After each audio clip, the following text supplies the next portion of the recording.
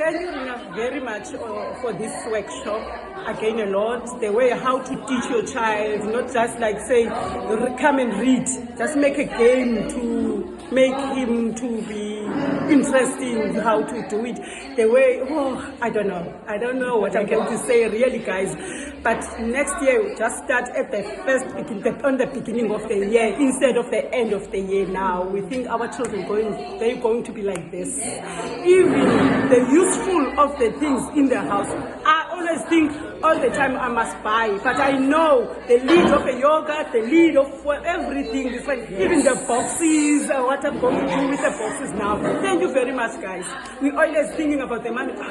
Maybe I need to go to buy. Even the inside of the toilet paper, now I know the egg box, I know I mustn't throw it, I must have the box of putting each and everything at home. It's useful now.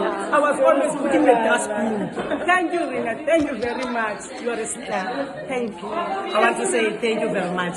I learned a lot of things I didn't know. I will teach my granddaughter with great art. Thank you. Thank you.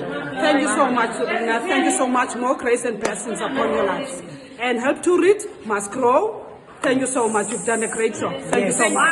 Can I have a hug?